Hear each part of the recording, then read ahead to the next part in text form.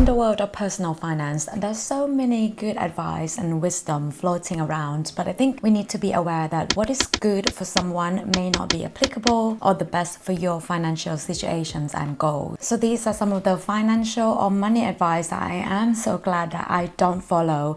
And if I did believe in it or follow before, I am so glad that I am not following them now. My name is Poppy and welcome to the conversation of personal finance and self-improvement so that you can live your best life. Extreme frugality. Now, of course, I don't have any problem with people trying to be mindful of what they spend. However, there is a big difference between trying to save and invest for the future or hoarding money just for the sake of it. And as you know, I am going through a low buy month myself until the end of the year. So if you have a limited set of time that you want to be extremely frugal, I think that could work. However, it should not be made a permanent lifestyle in any shape or form to try to be extremely frugal for years and years, just so that you can also have to be frugal at your retirement age. When you think money is a finite resource and you want to hold on to it at all costs, you're actually missing out on critical things that money can do for you.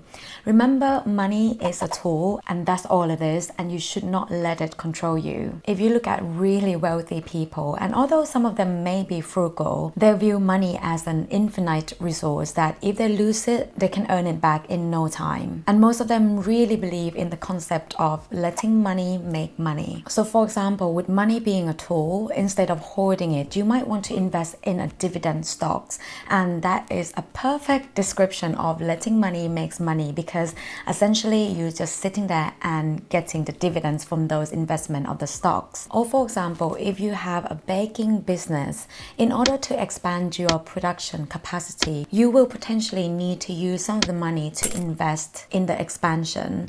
And with the mindset of hoarding money, you will be missing out on this opportunity to earn more money from your business. When it comes to frugality, I think it's important to remember that we can all buy things, however, we can't buy everything. So instead of being extremely frugal, being frugal on the things that don't add any value to your life, however, being generous on the things or purchases that add values to your life. And one of the tools that is very important in order to help you keeping track of your purchases is budgeting.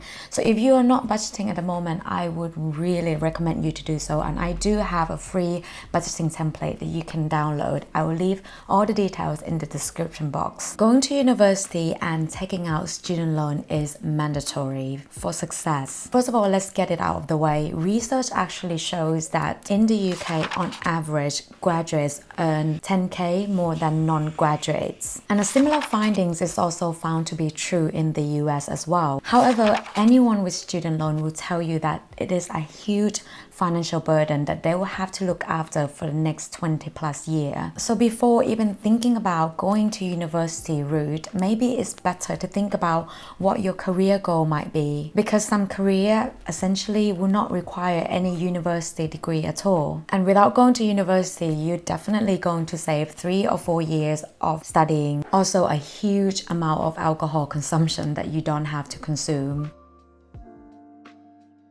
And yeah, quite a lot of money that you save. In the UK, careers such as accountant, you can pursue professional qualifications such as ACA or ACCA, and you don't really need university degree at all. Also, if you would want to become a software developer, there are many institutions that will train you and give you a work placement as well without going to university. So therefore, a university degree should be viewed as optional rather than mandatory. However, we can't ignore the fact that certain occupations or professions will require a university degree. And if that's a career goal for you, then you might want to opt out, asking for financial aid, for example, grants or scholarships, rather than solely relying on the loans. This is particularly important if you're based in the US, because student loans in the US are treated the same way as commercial loans. And in the years to come, we will see interest rates rising. So therefore, your loans are going to get bigger and even more expensive to repay. Now, Now in the UK, student loan works out a bit differently and in a way not treated as commercial loans unlike the US.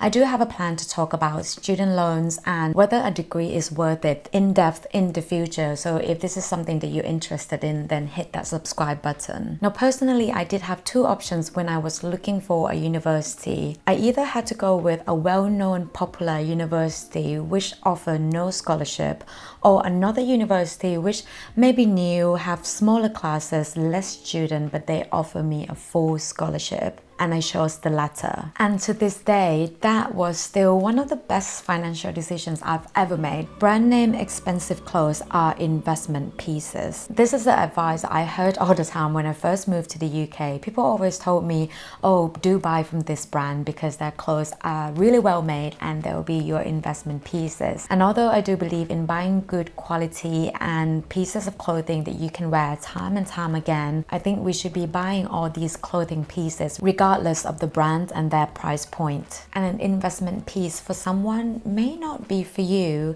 We all come in different shapes and sizes, and therefore what looks good on one may not look good on you and vice versa. When it comes to clothing, what we want to aim for essentially is cost per wear, which is the total cost of the piece divided by the number of times that it's been worn, and you want that number to be as low as possible. So it's best to buy things that you know suit you and you know that it fits your style and you wear time and time again, regardless of what people say, whether it is a good investment piece or not. I have this very well loved new look dress that I bought for £28 and I got it 3 years ago. Now that isn't going to be on anyone's top list as an investment piece, but it is for me because I can actually style this dress throughout all the seasons for the entire year, and ever since I've got it, I probably worn it more than 30 times already, which brings the cost per wear to lower than £1. On another hand, I used to own this beautiful white blouse from Whistles and I got it on sales for £70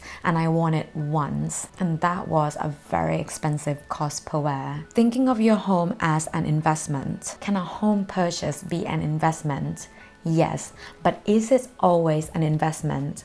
No. In the book Rich Dad, Poor Dad, Robert Kiyosaki gave a very simple and powerful message, which is an asset is something that puts money in your pocket and a liability is something that takes money out of your pocket. So if you were to buy a house in an area that house prices increases right around 2% every year, thinking that is a good investment, then that might not be the best investment option, because instead of putting money as a deposit for the house, you can use the same money to invest in a stock market, and normally you get a return of around 6 or 7% a year, given that we're not in the economic downturn like the time that we're in now. However, if you buy a house in the area that house prices increases by 7% up to 10% every year, and your main goal is to sell it for profit in the next several years, then that could be classed as an investment. And apart from the return on investment side of things, maintaining a house is very costly.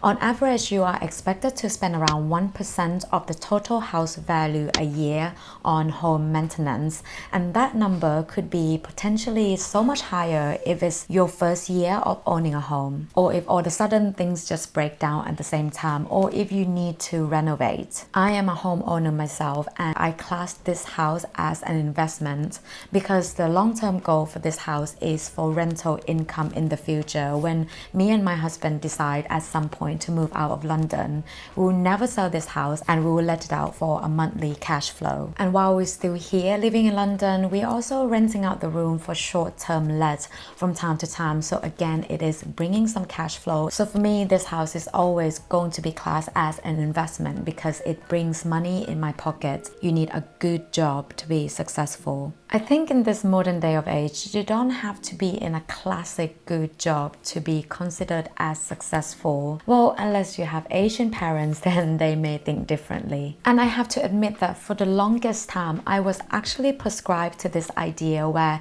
if I had a good job title, then that would make me successful. However, I think it all depends on what you define your own definition of success. If success for you means having the job titles that every parent want their kids to have, then sure, but success could be different and it could be independent from the job title. For example, your definition of success could be, regardless of the job title, you need to earn a certain level of income. And on another hand, success could mean living a fulfilled and balanced life, and job titles will not give you that. So before pursuing a job, a career, or university degree, I think it's really important for all of us to ask ourselves, what does success looks like to me, so that you can ignore all the noises of what other people think success means to them and trying to force that on you. I hope you enjoyed this video. Thank you so much for watching, and I'll see you next time.